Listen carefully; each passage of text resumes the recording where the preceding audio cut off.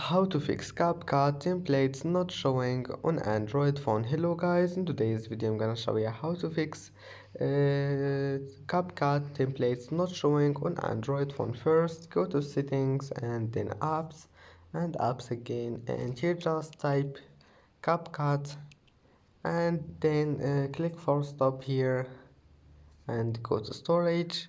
Check all of those here and then go to storage, clear cache, and that's it. After that go to your browser and type here humble tricks and type here template, and here we'll find it. Click on it,